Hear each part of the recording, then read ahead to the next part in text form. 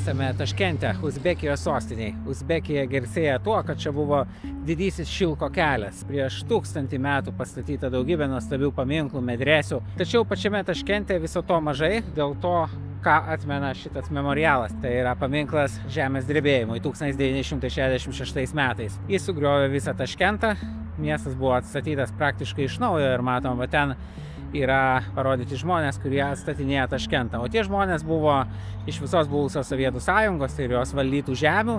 Ir nors šitas memorialas gigantomaniškai sovietinis, tokia tautų draugystė, pagalba, atstatymas, statybos ir vien rusiškas užrašas su žemės drebėjimo data bei laikrodis simbolizuojantis žemės drebėjimo laiką. Tačiau kitur Taškente išgirdau, kad yra ir paminklas būtent lietuvių, kurie atstatinėjo Taškentą. Įdomu, ar tas paminklas išliko. Važiuojam jį surasti, pasižiūrėsim, kaip atrodo tiek paminklas, tiek tie namai, kuriuos pastatė lietuviai tada 66 metais uzbekams.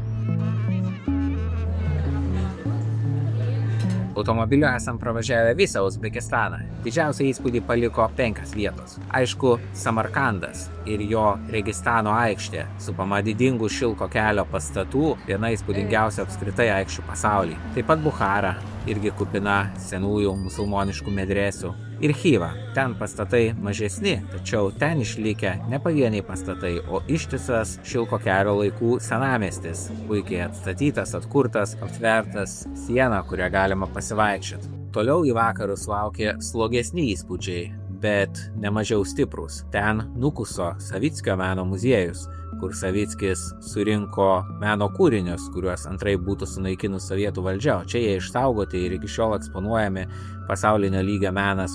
Bet ar tamsiau viskas buvo mieste prie Aralo jūros, kurios nebėra. Ji visiškai išdžiūvo, nukreipus sovietams Sirdarijos, Amudarijos upių vandenis. Dabar ten galėjom tiesiog vaikščioti dugnu tarp surūdijusių laivų. Ir pats Muinako miestelis, pilnas apleistų pastatų, toks tarp gyvybės ir mirties.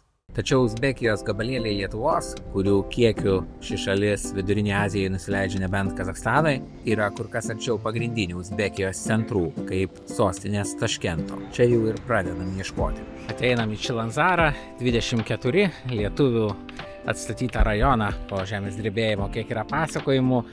Na ir čia va pastatai, kai kas sako kaip Žirmūnuose. Ir einam dabar ieškoti to paminklo, kuris buvo pastatytas lietuvių ir paliktas čia tam lietuvių atstatytam rajone. Štai, matom, Aistė jau ten fotografuoja, paminklas išlikęs, galvojau ilgą laiką išlikęs ar neišlikęs, kadangi daug, aišku, tokių paminklų pamažu nyksta. Šitas, matom, irgi šiek tiek apnykęs. Lietuvos TSR dovana uzbekų tautai. Statyta Lietuvos TSR statybos valdybos kolektyvo 1966–67. Viršininkas Kudrevcevas, vyrinžinierius Jurgelionis, statybos direkcija Tiškus. Turimas omeny, aišku, ne tiek šis paminklas, kiek visi šitie pastatai. Kas tikrai įdomu, žinant to laikotarpio realijas, kad yra ne tik tai rusų kalba ar uzbekų kalba, tačiau ir lietuvių kalba. Tai iš tikrųjų tų laikų paminklų sovietmečių pastatytų, kad būtų ir lietuvių kalba kažkur už Lietuvos Tarybų Socialistinės Respublikos ribų, kitose Tarybų Socialistinėse Respublikose. Tai praktiškai, aš daugiau nežinau, jeigu žinot, tai pasakykit, ypač toliau nuo Lietuvos ribų, kažkur Azerbaidžane, Rusijoje, galbūt Vidurinėje Azijoje ar kažkur kitur. Būtų tikrai įdomu sužinoti ir taip pat juos įtraukti gabalėlius Lietuvos. Iš viso Lietuva padovanojo uzbekams, Lietuvos TSR 20 000 kvadratinių metrų gyvenamojo ploto. Tai buvo nemažai, nes, pavyzdžiui, daug didesnė Baltarusija padovanojo 25 000. Aišku, jau ten iš Ukrainos, Rusijos buvo gautas didesnis indėlis, bet tai gerokai buvo didesnė šalis su gerokai daugiau žmonių. Ir kiek teko surinkti informacijos, jos yra tokie, probėgšmiais internete, dalis rusų kalba, dalis uzbekų kalba, lietuvių kalba, anglų kalba mažai. 66 metais sugriautas senasis Taškentas, tie tokie seni namai, dar iki sovietiniai, labai greitai dėja virto dulkėm. Ir tada buvo čia palapinių stovyklos Taškento parkuose, bet dalis uzbekų buvo tuo pačiu iškelti laikinai gyventi kitas sovietinės respublikas, tam tarpe Lietuvą, Žirmūnus pavyzdžiui, ir gyveno panašiuose irgi namuose kaip šitas, o tuo pačiu atvyko žmonės iš tų teritorijų atstatinėt, atsiųstas ir medžiagos, ir projektai, viskas iš ten, ir čia va šiuo atveju iš Lietuvos. Ir dalis tų uzbekų paskui grąžinti, čia dalis taip ir liko Lietuvoje, atsirado šiokia tokia uzbekų bendruomenė didelė, ir taip pat, kas buvo šiek tiek kontroversiška čia Uzbekijoje, kad dalis tų statybininkų, tam tarpe ir lietuvių, jie čia gavo butus, ir liko. Ir aišku, dauguma jų buvo rusai, iš Rusijos daugiausiai gavo, tai Taškentas ganėtinai surusėjo, pasidarė toks rusakalbis miestas tuo metu, dabar tai jau vėlgi daugiau čia uzbekų kalbos girdi, viskas pasikeitė, apie 20, kai kur teko skaityti procentų visų butų buvo išdalinta paskui tiems statybininkams. Sukūrė čia šeimas ir Uzbekistane dabar, dabartinių duomenų naujausių neradau, bet dar po nepriklausomybės buvo apie 1500 lietuvių, iš jų 500 Taškente. Ir tai tie lietuviai nemaža dalimi yra palikuonys jau dabar galbūt, arba patys tie žmonės, kurie atstatinėjo Taškentą po žemės drebėjimo. Taškentas visas tokia architektūra sovietinė vyrauja, kadangi pastatytas maždaug vienu metu. Dabar tiesa sparčiai keičiasi. Čia buvo prieš 10 metų, tai visas buvo toks sovietinis praktiškai miestas, o dabar pilna modernių statybų, stiklinių pastatų, modernių ofisų ir taip toliau. Ir tie pokyčiai, aišku, laiko neišvengiami, tai čia statyta anais laikais, tikriausiai lietuvių, bet matom, kaip pasikeitęs pastatas, aišku, kondicionierių tikrai tada niekas neturėjo, bet kitas toks įdomus dalykas būdingas Uzbekistanui, tai užmūryti langai. Matom, buvo tenai, kaip mačiau, įstiklintas balkonas, bet to įstiklinimo nepakanka daugeliu ir daugelis pasidaro tokius kaip kambarius, užmūrė, palieka tik tai vieną nedidelį langą ar du nedidelius langus. Bet šiaip tik aš galiu pasakyti, sovietinė klaikuma architektūros prasme, tikrai nenorėčiau tokiam gyventi jokiais būdais, bet suprantama, kad tuo laikotarpiu čia buvo nemaža pagalba lietuvių suteikta. Kiekviena ta tauta Sovietų sąjungos ar net Sovietų sąjungos okupuota ar valdyta, kurio žmonės čia buvo atsiųsti ar atvyko atstatinėti Taškento, tai paliko po savęs kažkokių memorialų, bet kas įdomu, kad jie yra skirtingi. Nėra taip, kad, pavyzdžiui, kaip galėtum tikėti Sovietų sąjungoje, kad visoms tarybų socialistinėms respublikoms skirta po vienodą tokią sienelę ir visos tas stato vienodą sienelę, tik tai su skirtingais užrašais ir skirtingom pavardėm. Taip nebuvo ir skirtingos kitos tautos, Latvija yra, pavyzdžiui, toks kaip Rygos senamiesčio vaizdas ant vieno namų sienos, šonas to kvartalo maždaug, kurio centre, kieme ir yra tas paminklas lietuvių dovana. Ir matosi, kad dabar jau gatvės pavadinimas lotynų raštu. Uzbekistanas perėjo nuo rusiškos kirilicos prie lotynų rašto. Tuo metu 66 metais turėjo būti šitam rajone, tikrai galima išgirsti ir lietuvių kalbą. Dabar tai negirdėjau ir tikrai nebeišgirsi, manau. Turbūt likusios Sovietų sąjungos dalies lietuvių bendruomenės, vienas greičiausiai nutautėjusių, bent jau kalbinė prasme. Kazachstane taip pat buvom ir ten yra netgi ir labai tautiškai, lietuviškai angažuoti žmonės, dažniausiai lietuviškai nebemoka. Reikia suprasti, kad tuo metu kitose Sovietų sąjungos respublikose nebuvo nei lietuvių mokyklų, lietuviškos spaudos, visa tai buvo uždrausta ir visi atvykę ten dažnai žmonės būdavo ir paskirstyti paskui po skirtingus rajonus galiausiai, gavę darbą skirtingose vietose ir neturėdavo su kuo kalbėti lietuviškai ir dažniausiai jau sudarydavo mišrias šeimas, būtent todėl ir pasilikdavo, nes tie, kur nesudarydavo mišrių šeimų, dažnai grįždavo į Lietuvą ir čia po to atstatymo grįžo į Lietuvą, bet buvo žmonių, kurie čia susirado antras pusės ir pasiliko.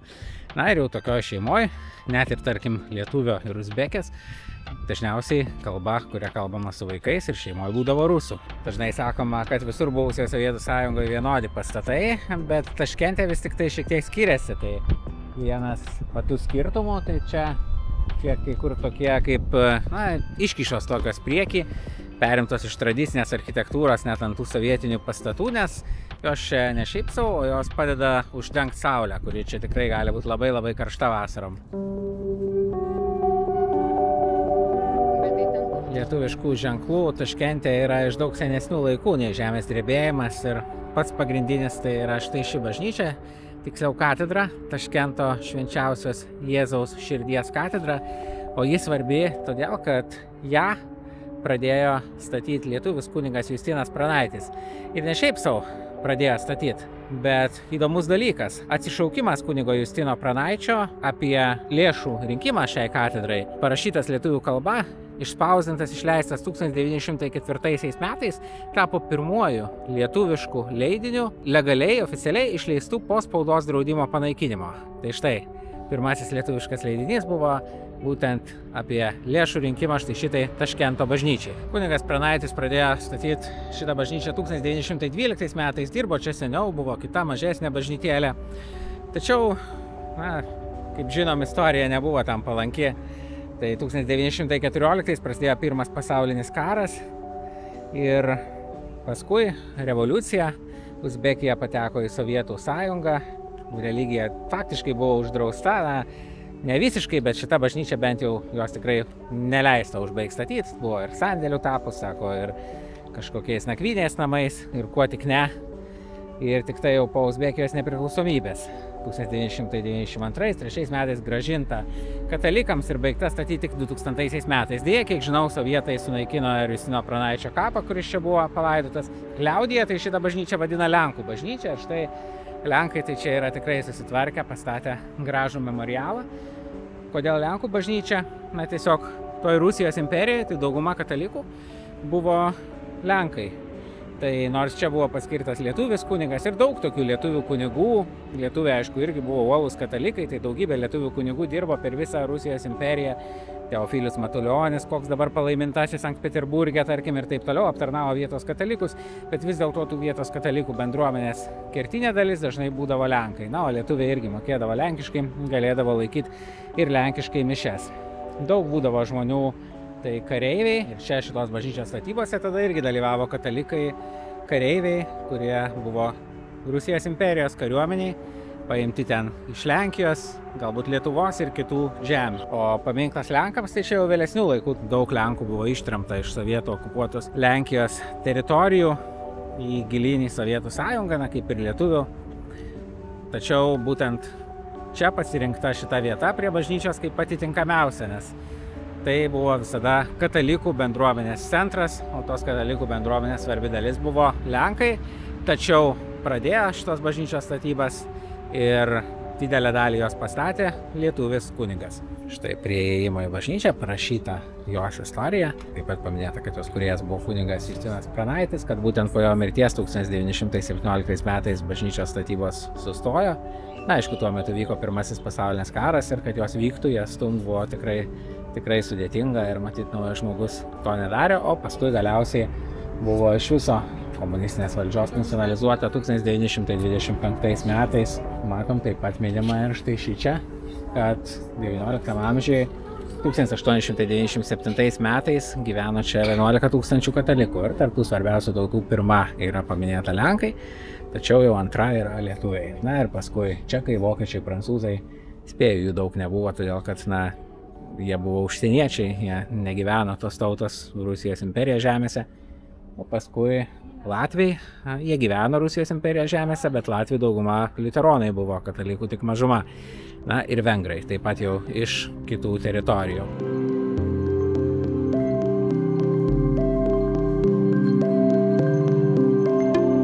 Buvau užėjęs į vidų, dabar ten vyksta mišios. Ne rusiškai, ne uzbekiškai, uzbekiškai iš viso nevyksta čia pamaldos. Galbūt sunku patikėti, tačiau korėjiečių kalba. Korėjiečių bendruomenė čia irgi didžiulė. Tai buvo tremtiniai iš tų teritorijų Korėjos, kurios buvo užimtos Sovietų sąjungos.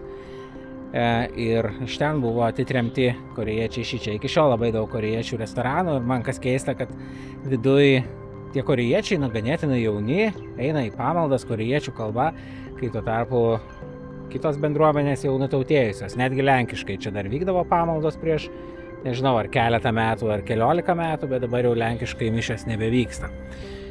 Vyksta tiesa rusų kalba, anglų kalba, turbūt atvykėliams ar visiems kitiems, na ir korėjiečių kalba. O man asmeniškai tai viduj buvo įdomiausia pamatyti senas nuotraukas. Prie įėjimo iškabintos bažnyčios visų tų erų nuotraukos ir štai ten matosi iš tų nuotraukų, kad Pranaičio laikais, beje yra ir paties Pranaičio nuotrauka, tai buvo bažnyčia pastatyta Jokio ten bokšto nebuvo, tiesiog buvo vietoj tų bokštų iškelti kryžiai tokia pusiau pabaigta. Paskui jau sovietų laikais tai išvis buvo kaip per karą atrodė subombarduota, nors ir nebuvo ten viskas viduje išgriauta, nieko ten nebuvo, visi paminklai, viskas.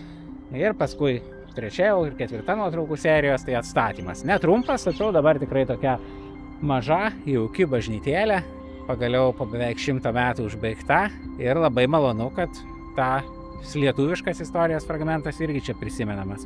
Pats kunigas Pranaitis beje buvo tikrai spalvinga asmenybė, kai kieno nuomonė kontroversiška, daug polemizavo su judėjais tuo metu. Judėjai teigia, kad kritikavo Talmudą, parašė knygą apie tai pats gerai nesuprasdamas to.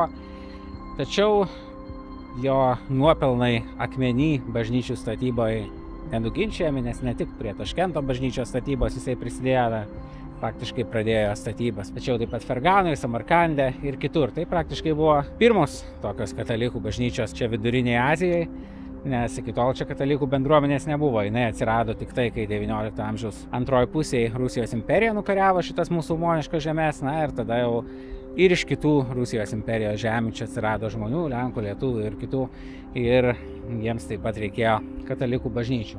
Įdomu, kad sesuo Pranaičio Julija, Pranaičių Julija, tai buvo žymi rašytoja ir 1914 metais jinai parašė per Pirmo pasaulinio karo pradžios metais pirmą lietuvišką kelionių knygą, kurią moteris parašė. Jokia kita moteris Lietuvė iki tol lietuviškos kelionių knygos neparašė ir jinai keliavo, aišku, ir šičia į Taškentą aplankyti savo brolio, kitur po Vidurinę Aziją. Vėliau parašė ir apie Ispaniją knygą, keliavo į Ispaniją tarpukariu, ir Amerikoje buvo, tai tokia kita asmenybė iš tos pačios šeimos, žodžiu, nenustygo vietoj, tikrai. Uzbekijos lietuviškas vietas sunku sudėti tipinės lentynas, tai nėra nei emigrantų paveldas, nei tremtinių paveldas kaip Kazachstane ir Sibire. Jis yra iš sovietmečio, todėl kažkaip ir nelabai patogus, nes tai yra paminklas, ant kurio parašyta Lietuvos Tarybų Socialistinė Respublika. Tačiau nuo to man asmeniškai jisai tik įdomesnis, bet su gabalėliais Lietuvos esam pravažiavę lietuvišką paveldą, lietuviškas vietas, daugiau nei 50 šalių. Ir apie visas jas sukuriam tokius filmus kaip šitas. Daug to paveldo priklauso aukščiau minėtoms kategorijoms, tai yra Amerikos lietuvių bažnyčios, Lietuvos didžiosios kunigaikštystės pilys, tremtinių kapinės ir visa kita. Tačiau visa tai vis tiek yra be galo įspūdinga ir neatrasta. Ir mes stengiamės tokias vietas aplankyti, užfiksuoti, nufilmuoti, sudėti šituos filmus ir taip pat gabalėlį Lietuvos LT, internetinė enciklopedija, istorijos.gabalėlietuvos.lt dienoraštis. Jeigu jums tai įdomu, kviečiu paskaityti, o jeigu žinot tokių vietų daugiau, kviečiu rašyti komentarus. Mes su gabalėliais Lietuvos neskirstom vietų į patogias ar nepatogias. Mums pagrindinis kriterijus yra tik tai jų sąsaja su Lietuva. Nesvarbu iš kokio laikotarpio ar kokiom aplinkybėm ta sąsaja atsiradus. Taigi lankysime ir tokias vietas kaip čia Uzbekija, ir tremtinių vietas, ir Lietuvos didžiosios kunigaikštystės vietas, ir visų tų didžiųjų lietuvių emigracijos bangų sukurtas nuostabias vietas visame pasaulyje. Iki susitikimų kitose šalyse.